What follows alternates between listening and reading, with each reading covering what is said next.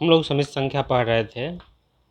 आइए समित संख्या के अगले पार्ट में हम लोग इकाई के घनमूल को निकालना सीखे। इकाई का घनमूल कैसे निकाला जाता है और इसे कैसे हम रिप्रेजेंट करते हैं। इकाई का घनमूल का मतलब 1 का क्यूब रूट। हमने मान लिया कि इसका मान x के बराबर है, अर्थात यदि हम क्यूब कर देंगे दोनों पक्षों का तो x क्यूब बराबर 1 या x क्यूब -1 बराबर 0। इसका हम गुणनखंड करें a cube minus B cube के सूत्र से, तो एक में होता है a माइनस बी, दूसरे में a square plus B square plus a B या बराबर 0।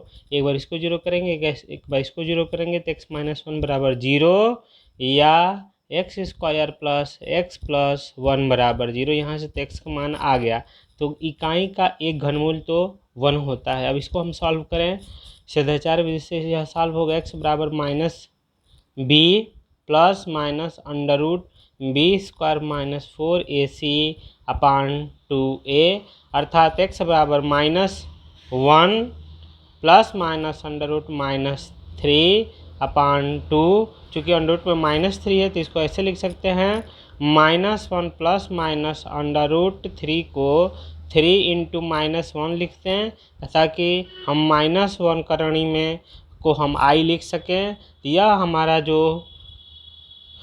दूसरा मूल निकलेगा -1 plus minus under root 3 into i upon 2 के बराबर होगा।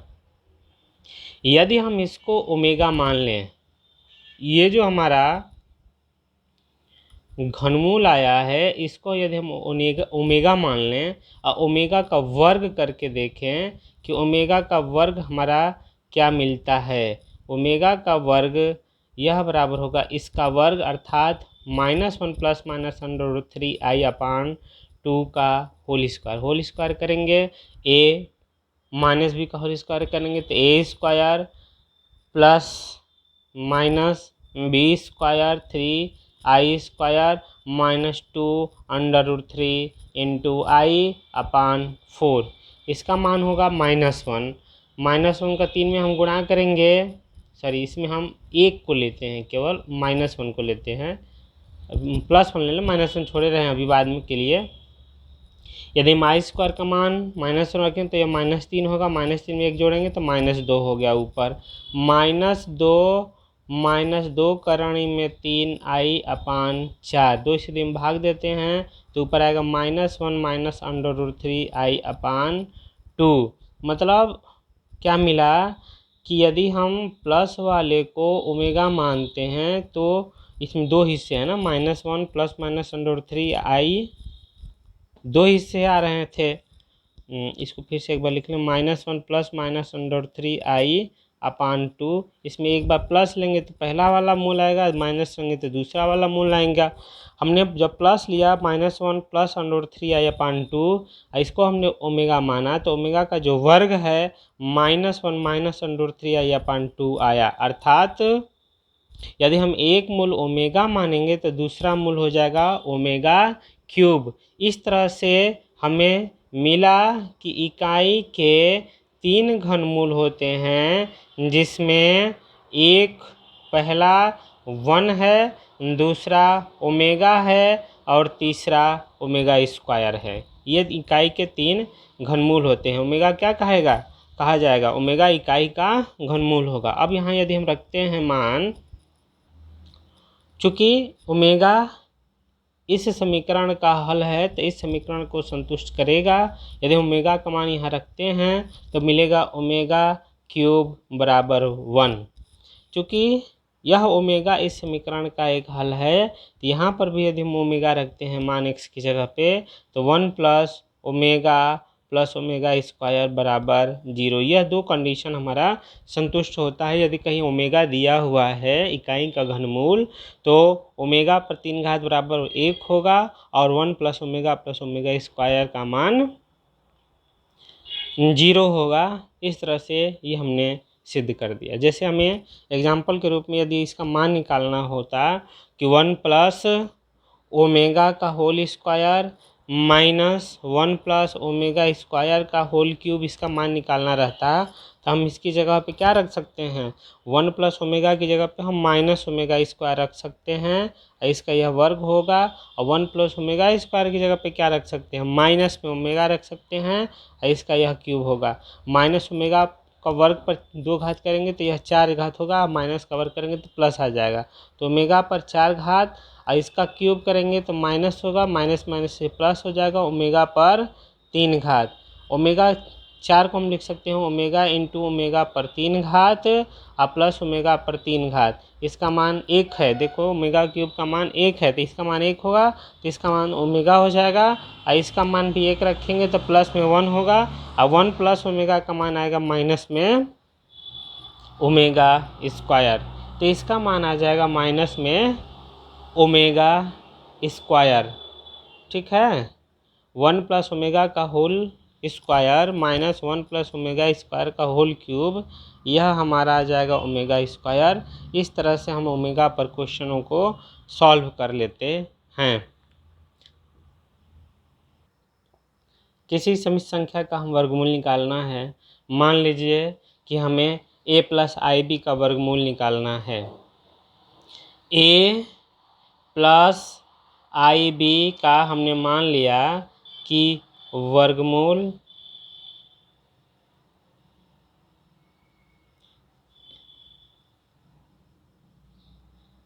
a + IB का हमें वर्गमूल निकालना है। हमने मान लिया कि इसका जो वर्गमूल है वह x + IY के रूप का है। एक समित संख्या का वर्गमूल निकालना है तो एक समित संख्या का वर्गमूल हमने मान लिया कि यह एक समित संख्या ही होगी, x + IB के रूप की होगी। यदि हम दोनों पक्षों का वर्ग करते हैं, जब दोनों पक्षों का वर्ग करेंगे तो x + IY का होल स्क्वायर होगा, a + IB, यहाँ तो करण ही हट जाएगी। यदि हम इसका वर्ग करेंगे x² + I² y² + 2IX × y बराबर a + b।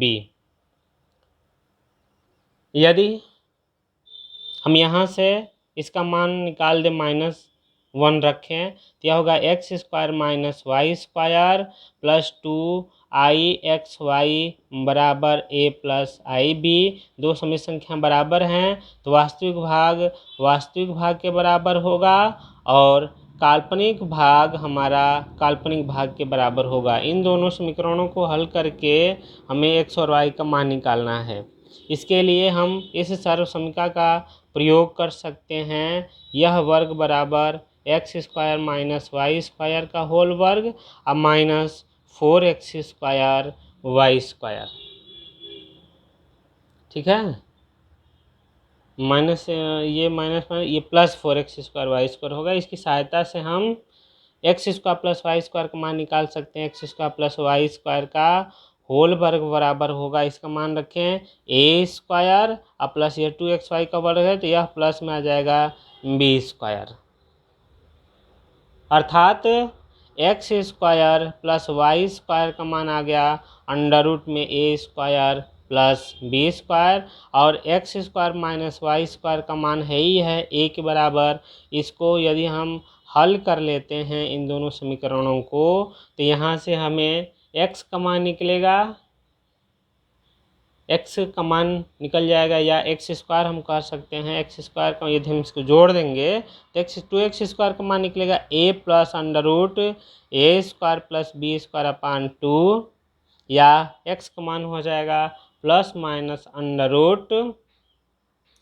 + √a² + b²/2। यह x का मान आया। इसी तरह से यदि 3 और 1 को हम घटा देते हैं तो y का मान निकल जाएगा, y बराबर होगा ± माइनस में b, ये घटा रहे हैं ना, तो जब घटाएंगे इसमें से तो a माइनस होगा, तो माइनस में a + √a² + b²/2। ठीक है, तो यह तरीका होता है किसी समित संख्या का वर्गमूल निकालने में। समित संख्या का वर्गमूल जब हम निकालते हैं तो एक दो चीज़ों को ध्यान में रखते हैं। पहला ये है कि यदि जिस संख्या का हमें वर्गमूल निकालना है, यदि इसमें b हमारा धनात्मक दिया हुआ है। जब b धनात्मक होगा तो उस समय जो हमारा हल होगा समीप संख्या का जो वर्गमूल होगा उसमें x या तो x और y दोनों का मान पॉजिटिव होगा या x और y दोनों का मान निगेटिव होगा। दोनों धनात्मक होंगे या फिर दोनों ऋणात्मक होंगे।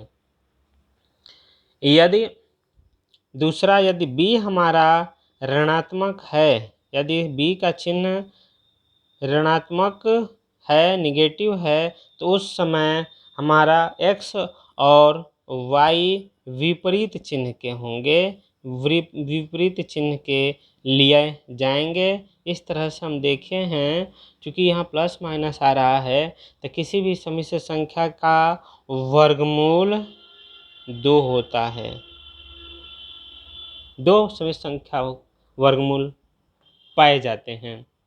यहाँ बस ध्यान रखना है कि यदि b धनात्मक है तो x y या तो दोनों पॉजिटिव होंगे या तो दोनों नेगेटिव। अब b यदि ऋणात्मक है तो x और y हमारा इस तरह से होगा कि दोनों विपरीत चिन्ह के मिल जाएंगे। एग्जाम्पल से हम लोग इसको और बेहतर ढंग से देख सकते हैं।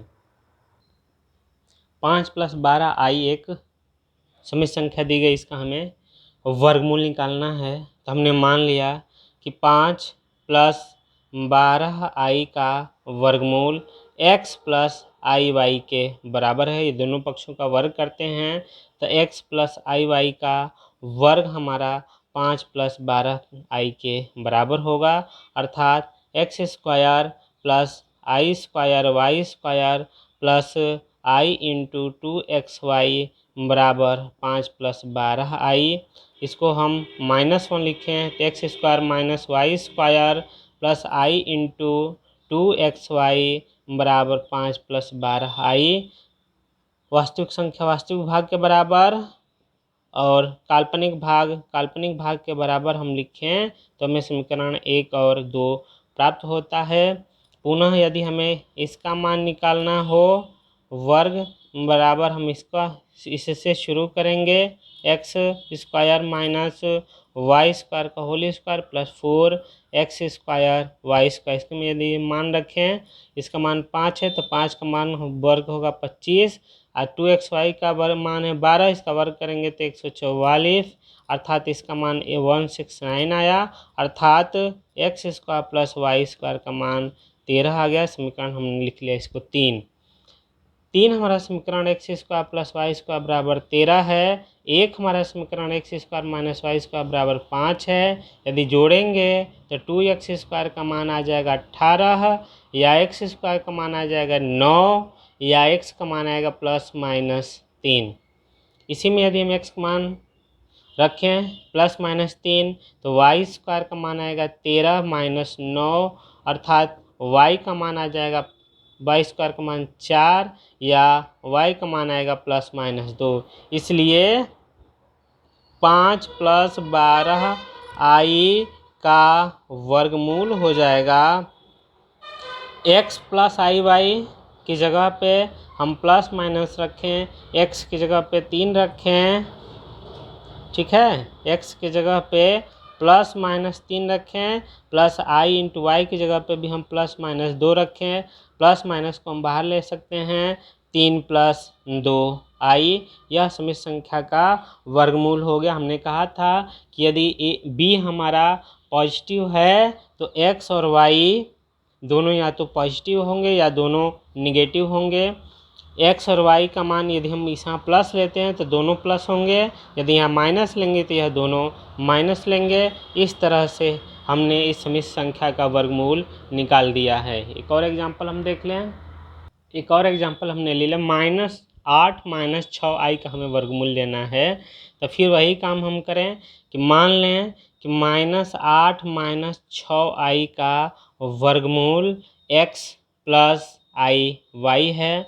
दोनों पक्षों का वर्ग करेंगे तो हमें मिलेगा +i² y² + i × 2xy बराबर -8 - 6i, अर्थात x² - y² + i × 2xy का मान आया -8 -6i, अर्थात x² - y² का मान आ गया -8 और 2xy का मान आ गया -6। तो हमें इसका मान निकालना है। इसका मान का वर्ग हम इस रूप में सर्वसमीका का प्रयोग करके हम इसका मान निकाल सकते हैं। इसका मान रखेंगे 8, 8 का वर्ग होगा 64 और प्लस 2xy का होल स्क्वायर करेंगे तो 36, 36 64 100, अर्थात x² + y² का मान आ गया हमारा 10। ये हमारा समीकरण 1, ये हमारा समीकरण 2, ये हमारा समीकरण 3। समीकरण 1 और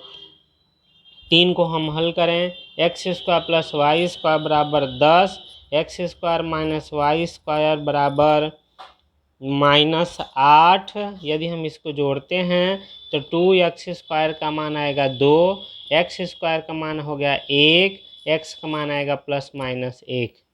यदि हम x² की जगह पर 1 रखेंगे तो y² का मान आएगा 9, y का मान आएगा ±3।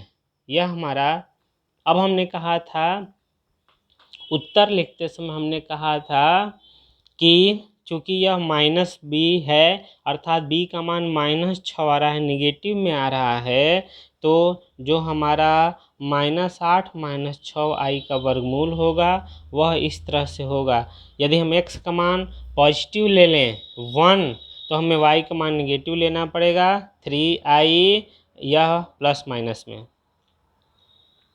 प्लस माइनस का मतलब क्या हुआ कि यदि हम एक बार प्लस लेंगे तो इसका मान प्लस होगा, इसका मान माइनस होगा, और इसको नेगेटिव लेंगे तो ये नेगेटिव आ जाएगा, यह हमारा पॉजिटिव आ जाएगा। इस तरह से हमने देखा कि कैसे समेत संख्या का वर्गमूल हम निकालते हैं क्वेश्चन को हल करते समय।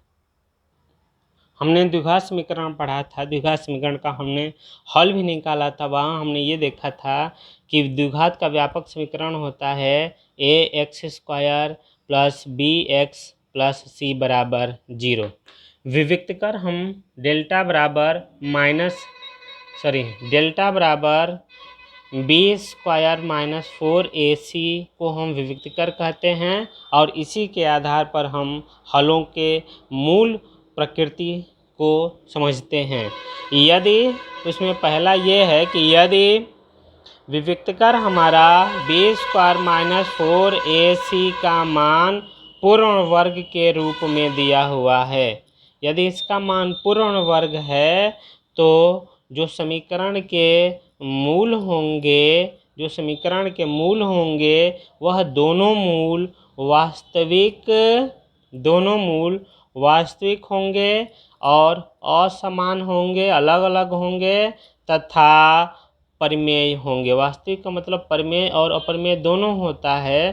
तो जो हमारा यदि ये पूर्ण वर्ग के रूप में मिल जाता है तो हमारे जो मूल होंगे असमान होंगे तथा परिमेय होंगे।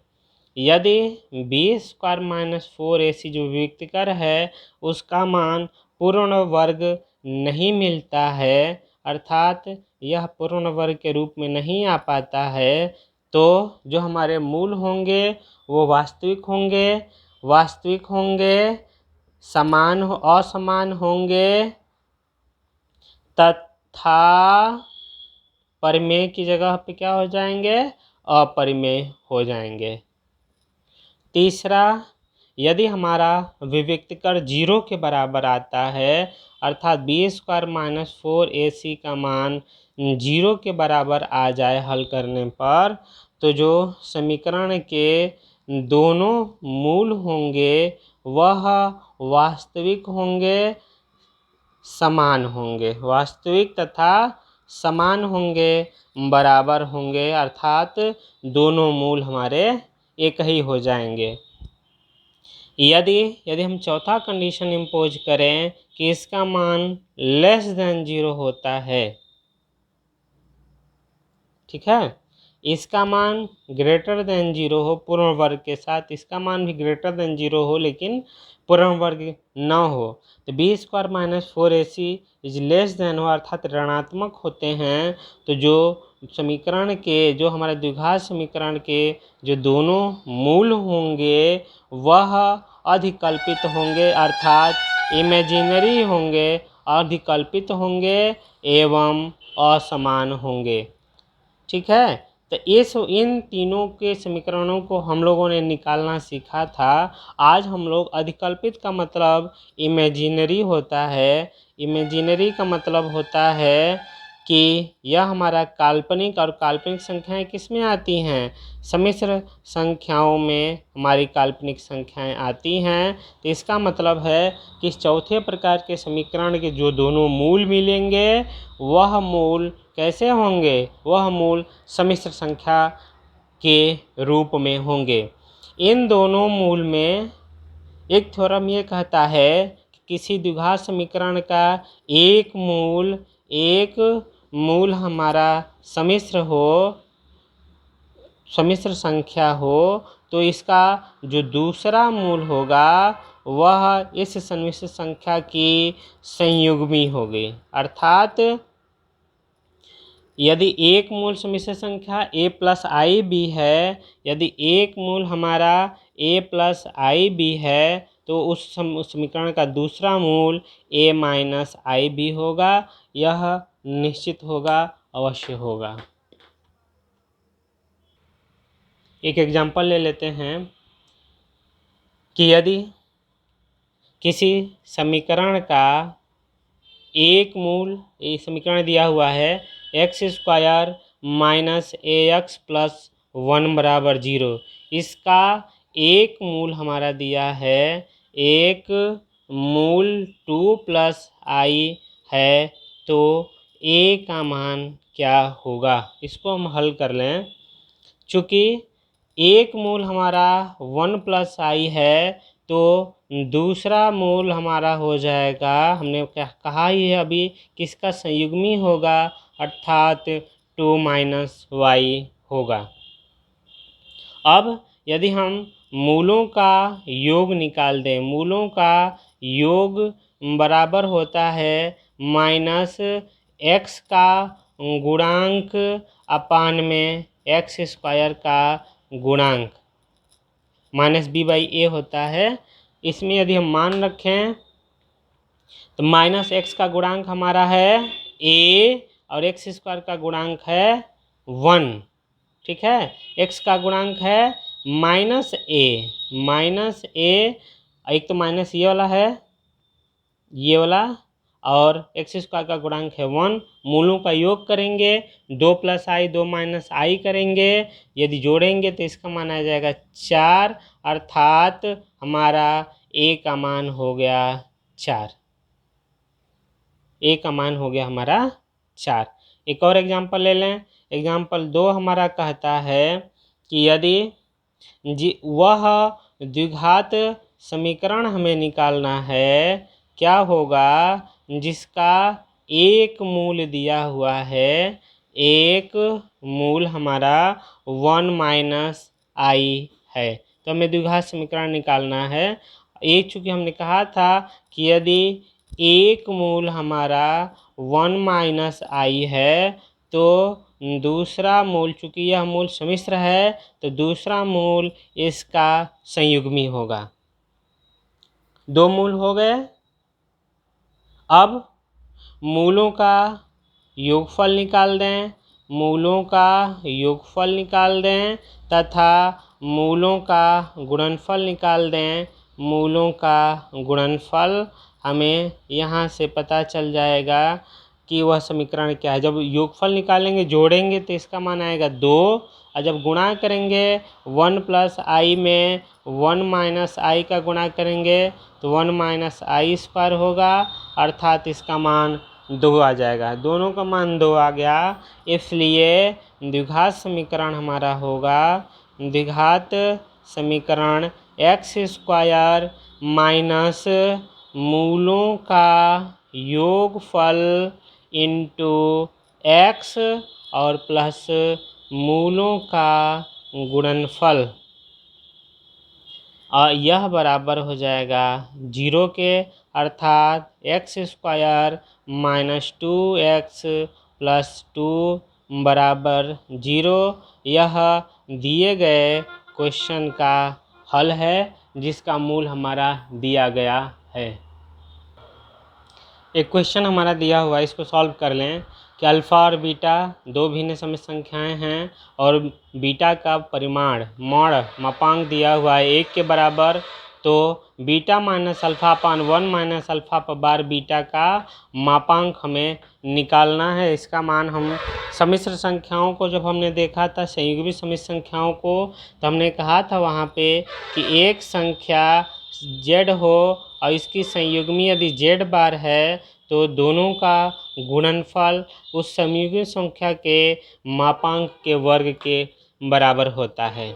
अर्थात किसी भी सम्मिश्र संख्या का मापांक हम यदि ले लेते हैं, यह मापांक हो गया, इसका जो वर्ग होगा इस संयुग्मी संख्या beta minus alpha upon 1 minus alpha bar into beta, यह एक सम्मिश्र संख्या, और दूसरा इसका बार beta minus alpha upon 1 minus alpha बार बीटा का होल बार, माने एक सम्मिश्र संख्या और इसकी संयुग्मी दोनों का गुणनफल इस सम्मिश्र संख्या के मापांक के वर्ग के बराबर होता है। अब इसको पहले बार को हम ऑपरेट कर दें, ये सब पर बार चढ़ जाएगा। अर्थात यदि z1 इंटू z2 दो सम्मिश्र संख्याएं हैं और इन दोनों के गुणनफल का बार निकालना है, संयुग्मी निकालना है, तो दोनों के अलग अलग संयुग्मी के मान के बराबर होता है। तथा यदि z1 अपान z2 कोई सम्मिश्र संख्या है, इनके भागफल का संयुग्मी निकालना है, तो दोनों संयुग्मी निकाल दे दोनों सम्मिश्र संख्याओं का, फिर इनका हम भाग दे दें। इसके आधार पर हम इसका संयुग्मी निकाल सकते हैं। Beta minus alpha upon 1 minus alpha बार बीटा, इस पर दोनों पर चढ़ा दें, बीटा पर बार माइनस अल्फ़ा पर बार अपान 1 माइनस अल्फ़ा पर एक बार दिया है, एक बार और निकाल लेंगे, चढ़ा देंगे, 2 बार हो गया, और यह बीटा पर भी हमने बार चढ़ा दिया। यह हो गया beta minus alpha upon 1 minus alpha बार बीटा इंटू इसका भी मान निकालेंगे, बीटा बार माइनस अल्फ़ा बार अपान 1 माइनस किसी सम्मिश्र संख्या का सम्मिश्र संख्या z बार का बार निकालेंगे तो वह सम्मिश्र संख्या हमें फिर मिल जाती है, अर्थात इसका मान अल्फ़ा होगा और दिया है बीटा का बार। अब हम इन दोनों का आपस में गुणा करेंगे। ऊपर 2 पद है, गुणनफल होगा तो 4 पद, नीचे भी 2 पद हैं, गुणनफल होगा तो 4 पद। बीटा का बीटा बार से गुणा हुआ माइनस अल्फ़ा का बीटा बार से गुणा हुआ minus alpha bar into beta हो गया और प्लस में अल्फ़ा इंटू अल्फ़ा बार हो गया। नीचे 1 का 1 के साथ 1 आ गया, 1 का इसके साथ करेंगे तो माइनस अल्फ़ा बीटा बार, इसका 1 के साथ करेंगे तो माइनस अल्फ़ा बार बीटा, और प्लस इसका इसके साथ गुणा करेंगे तो अल्फ़ा बार बीटा बीटा बार। इसको हम थोड़ा सा और सॉल्व कर लें, इसको थोड़ा सा और हम सिंप्लीफाई कर लेते हैं। यहाँ से यह बराबर हो गया बीटा इंटू बीटा बार, हमने कहा है z इंटू जेड बार का मान z के मापांक के वर्ग के बराबर होता है, तो यह सम्मिश्र संख्या बीटा के मापांक के वर्ग के बराबर होगा। माइनस इसको तो हम ऐसे ही रख लेते हैं, माइनस अल्फ़ा बीटा बार माइनस अल्फ़ा बार बीटा, और इसको हम लिख सकते हैं अल्फ़ा के मापांक का वर्ग। नीचे आ जाएं, यह ऐसे ही रहने दें, यह ऐसे ही रहने दें, अल्फ़ा बीटा पर बार माइनस अल्फ़ा पर बार बीटा, प्लस इसको लिख सकते हैं मॉड में अल्फ़ा का वर्ग, इसको लिख सकते हैं मॉड में बीटा का वर्ग।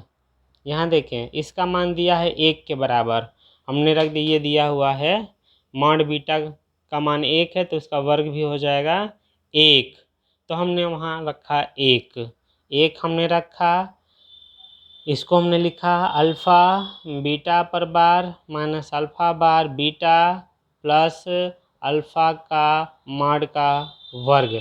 यह हमारा अल्फ़ा है, यह अल्फ़ा बीटा बार है, यह अल्फ़ा बार बीटा है, और यहाँ इसका मान तो 1 हो गया, तो 1 का गुणा करेंगे तो हमें मिलेगा अल्फ़ा के माड का वर्ग। ऊपर जैसी चीज़ है वैसे ही नीचे भी है, भाग देंगे तो इसका मान 1 हो जाएगा। हम मान किसका निकाल रहे थे?